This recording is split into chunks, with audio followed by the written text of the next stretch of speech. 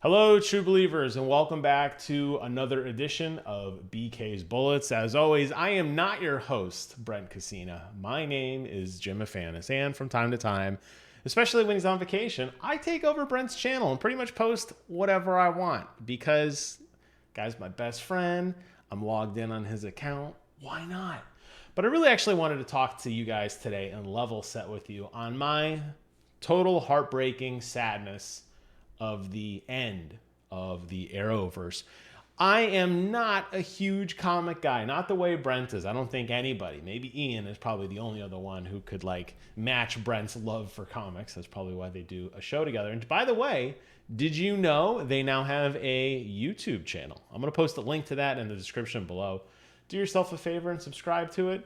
They're trying to figure out what content they want on there, but make sure you are on the ground floor because I'm sure they're open to suggestions on future videos and podcasts and all these wonderful things. All right, so please go do that.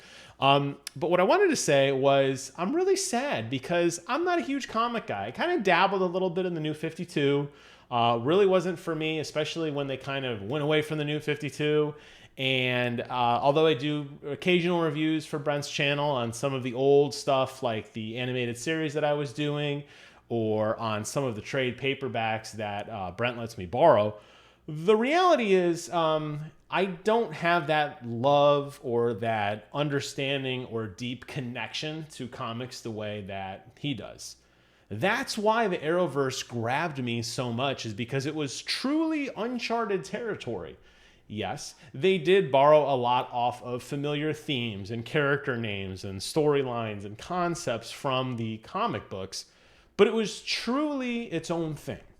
And there was a lot of times that, let's face it, the episodes weren't that great, but it was truly original. And that's why I liked it, because it was a true reset of a character from the ground floor, a real walkthrough of his life and times and troubles and tribulations and everything that we got to see. There was really no storyline for how it was going to end. And as they added more shows to the CW universe, and we started to see these epic crossover events where you would have all the heroes join together to do something incredible for a couple episodes, was a real event for me as a fan, because it was like, wow, that's like what Marvel did, but DC's doing it with, granted, lower budgets, but this is a cool idea. I love that. And I knew, and I think everybody knew, nothing is going to last forever, except apparently Marvel is up to phase 19, which I don't even understand what the hell's going on over there half the time. It's all like B-list superheroes and stuff anyway. You don't like it, fight me, okay? You know I'm right. But the reality is, I knew one day the CW universe would end. And for me, it really ended when Arrow ended.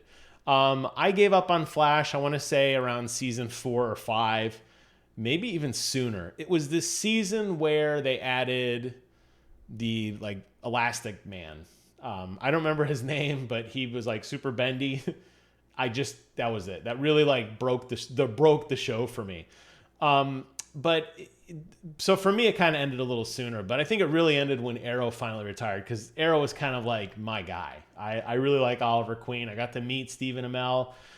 He seemed like a nice guy. I don't know. I've heard things. Maybe he's not so nice. He was nice to me, but I got the shirt, you have failed this city. And that's what sparked a lot of my passion for drawing. One of the very first things I drew was the Arrow logo, and I love Deathstroke. He's my absolute favorite superhero or supervillain, whatever. He's the guy for me. I love Deathstroke. But looking back on all these really cool moments in the crossovers, it was fun. So it's sad when I heard about all the problems that Ruby Rose had with Batgirl. And Legends of Tomorrow, which kind of took its own weird, bizarre, zany course, and it kind of got away from some of the grounded, well, you know what I'm saying, more grounded episodes than we saw in the past. Even Black Lightning kind of went off on his own course, even though he was kind of part of that final crossover where they forged the superhero squad, where they all had a seat at the table.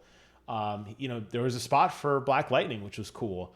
But over the years, I think due to partially burnout and partially just kind of horrible writing, and kind of lack of interest, it lost a lot of steam. I think for that kind of world to exist, you need to have a pillar. You need to have a Captain America, not just in popularity, but in power, who is kind of the person who everyone rallies to. And when Arrow left, no one ever filled that role the same way. I mean, I know like on paper, Flash would probably be the most powerful of the remaining heroes, but he never was. He was always, his relationship in that universe was always like a sidekick to Ollie. It was always that way. And there were so many cool opportunities for someone else to continue the show. We saw the introduction of Mia, who came in from the future. One of my favorites, Arsenal, the guy left the show and then kind of came back at the end, even his sister, Mia.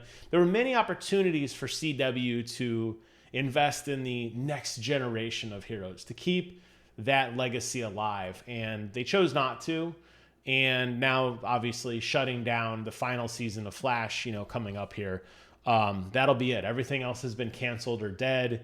And we're left with really nothing. Maybe cameos or maybe brief snapshots of other things in the past, but that camaraderie of them all reaching into, each other's universe for one last fight or something, those days are unfortunately long over. So I wanted to kind of like reminisce with you guys and just say, for me, as somebody who, again, didn't have anything, this was so cool to be a part of.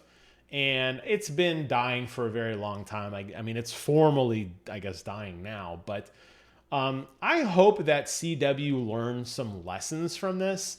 And I would love to think that in some time in the future, and let's face it, just as a brief aside, all you DC fans who got absolutely shit on at San Diego Comic-Con, I feel so bad for you guys. Man, you guys got like a Batman Cars cartoon and like that's it. And Gotham Knights looks like boiled ass. I cannot not wait to play that game. So I get it. It's a low time for DC right now. Even Brent just reviewed the one of the new Green Lantern cartoons, and he said it was so-so. Maybe it's a good time for them to step away, retool for a few years, and then like a phoenix rising from the ashes, come back and start over a fresh, clean slate. Maybe Arrow isn't the guy anymore. Maybe it is a new series of The Flash, or maybe it is another superhero that I don't even know about. You guys know more about these things than I do. But make that person the person and begin to build the universe again. I think that would be cool. I would love to see that. And I would love to see the crossovers and that sort of thing. Because that's what made the show interesting, is knowing that they talked about each other in this space. And even when they weren't hanging out together, it was a lot of like, reminiscing or little cameos or nods to other things that were going on in other episodes. And I know that's a Herculean effort to pull off, especially with the way a lot of these actors work and time schedules and producing and when shows actually go live. But when done accurately, like we've seen with the Marvel Cinematic Universe, it leads to some phenomenal payoffs. So cheers to you, Arrowverse. You will be missed. I loved you guys. I'm sad it's over. It was an awesome ride. And I hope to DC that you guys figure your shit out and you got a great list of characters to pull from, and even a lot of characters that, maybe a little less popular. You could still make them viable and fun. I hope that maybe CW is a nice small start again, or HBO Max. I don't care where you do it. If you want to go more mature, I'm all for that. But start small again. Get a character that we love and invest in and begin to spark those seeds and build up a universe again, because there's plenty of space for that. I'll tell you, a lot of the TV out right now from me is catching up on old shows I missed, just binge watching entire seasons of Ozark and Reacher and other things that have been out for a while. But I miss that, what's going to happen next in the next weekly episode. So please for me, do the right thing. Get your butts in gear and do the good thing, okay? With that, I am closing out this video. I hope you guys enjoyed it, because let's face it, you're stuck with me for a week.